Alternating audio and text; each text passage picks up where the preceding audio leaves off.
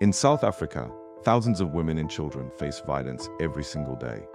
Behind every statistic is a story, a family, a life changed forever. For more than a century, the SAVF has stood as a pillar of hope, protection, and dignity, walking alongside survivors long before the 16 days of activism begins and long after it ends. At the SAVF, our mission is simple yet powerful: to protect the vulnerable, restore dignity, and empower survivors to rebuild their lives.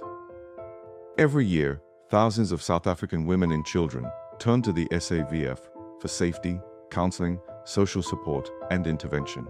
Our social workers stand at the front line, listening, guiding, and advocating when voices are silenced.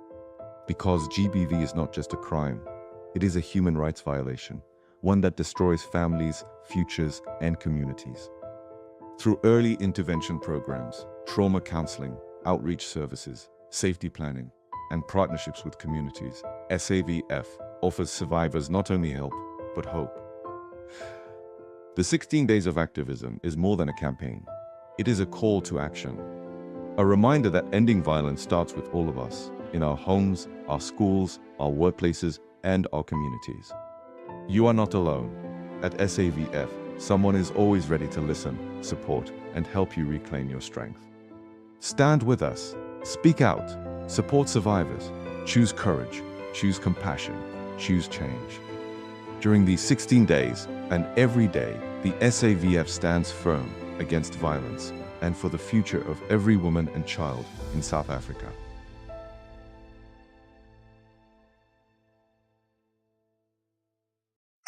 Every day in South Africa, women and children face the silent terror of gender-based violence.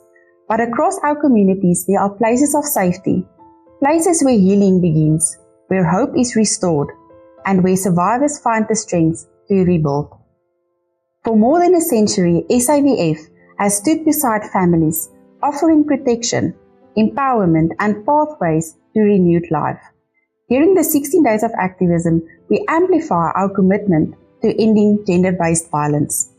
Today we speak to Yolande Bosman, Regional Manager at the SAVF Deurgangshuis, a GBV shelter, to explore how SAVF is changing lives, strengthening communities, and fighting to end GBV at its roots.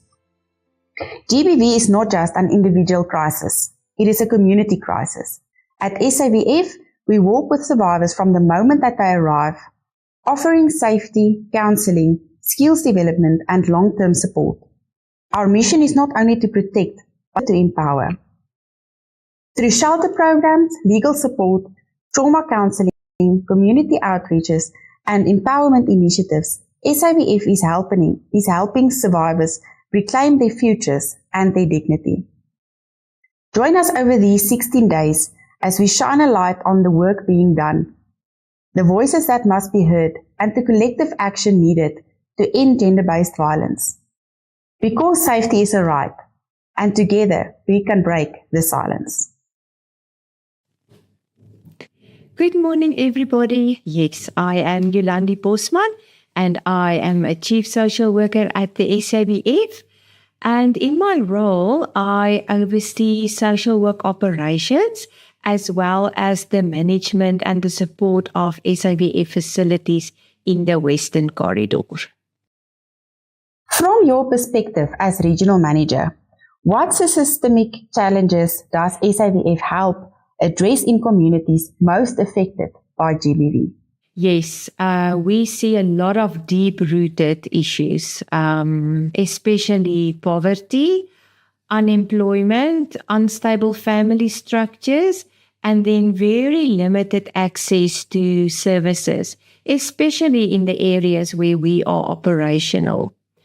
And these factors definitely make people more vulnerable. So we step in with safety, with psychosocial support, and then empowerment programs that help survivors to regain stability and to start to rebuild their lives, as well as the lives of their children.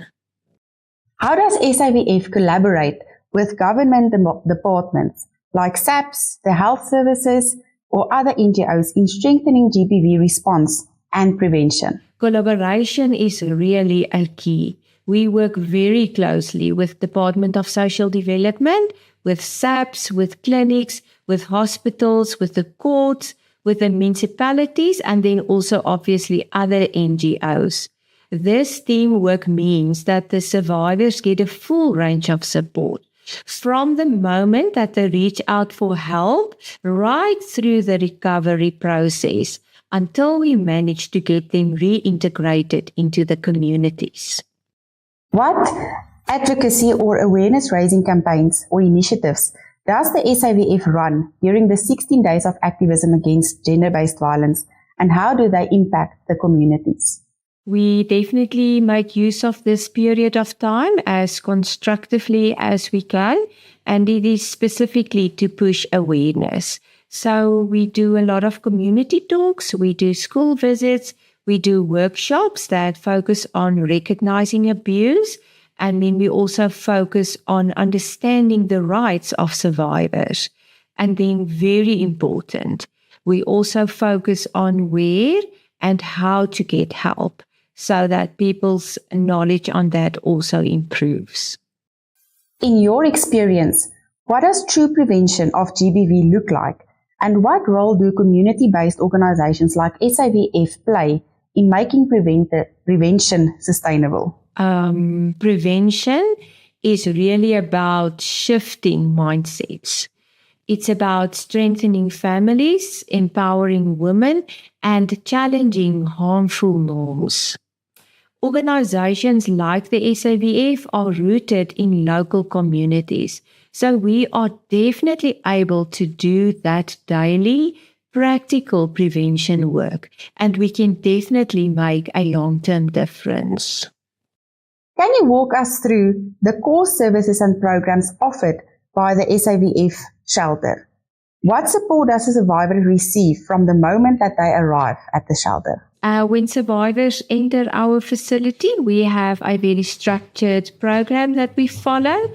But obviously, when they arrive there, safety comes first. That is the very first thing that we attend to. Thereafter, we make sure that all their basic needs are met.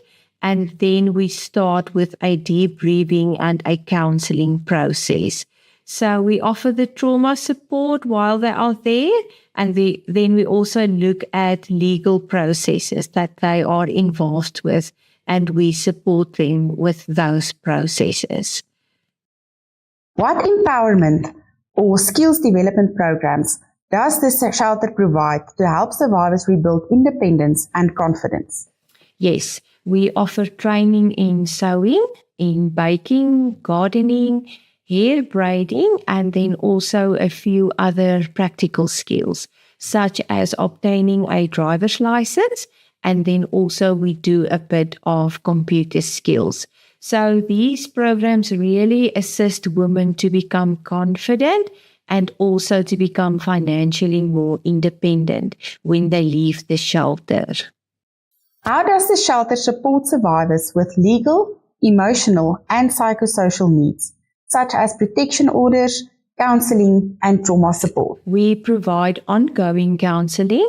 We focus on trauma debriefing and then also case management. So we also assist with protection orders when that is necessary, with court support, and then also referrals to clinics and to psychologists. Our goal is to walk the journey with them, emotionally, legally, and then also practically.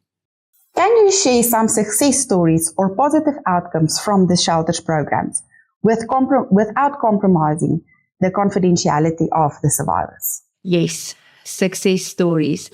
We have definitely seen many women leaving our SAVF Deurgangshuis shelter with new and improved confidence and skills.